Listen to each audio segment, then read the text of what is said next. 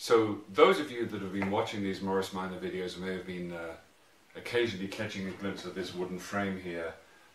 This is something that we built, actually it's mostly my father-in-law, to basically roll the car to one side. It is not a full rollover jig, it's simply a wooden frame to turn it 90 degrees.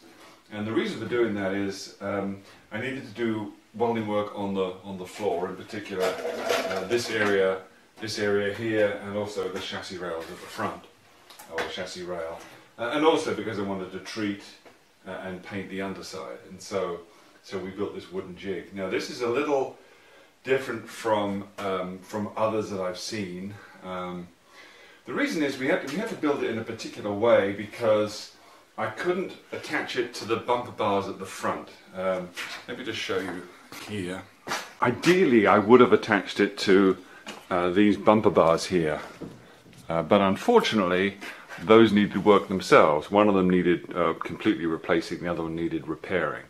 So they didn't really give us an option to attach it there. So we decided to attach it in the middle here. It's bolted onto the floor. It's not perfect, but it's the kind of the best we could do in terms of attachment points, because it needed to be attached, but also we needed access to the car, of course. So really at the rear it's attached with these two 4x4s, these two legs here.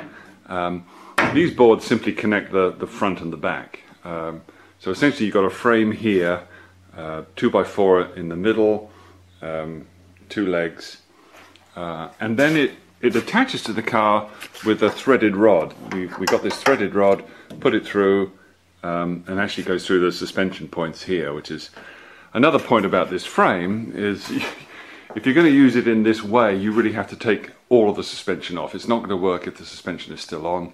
For that you have to use other frames.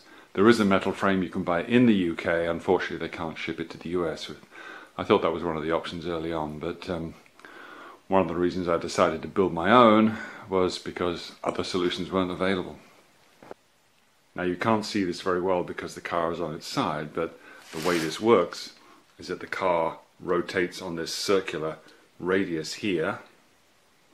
I'm not quite sure what the angle is, but it's a fairly gentle curve, which makes it fairly easy to turn the car. Two people can move the car up or down from the horizontal to the vertical like this. And then there's a piece of 2x4 there just to support the car once it's turned. And I often put blocks under the curved pieces here. You can see one there. So it's very simple. It's 4x4s, 2x4s, and a piece of, I think it's 1-inch thick plywood. Now the reason I'm making this video right now is because we're actually going to take this off the car.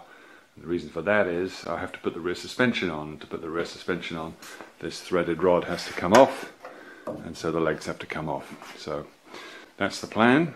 So it's been pretty good. It was quite cheap. It was, I don't know, $70 or $80 in lumber or timber, and these cross pieces here are simply to join the front legs and the rear legs, just to provide support. And you know, we've probably rolled it, I don't know, 20 or 30 times altogether, and it's been pretty good. It's worked.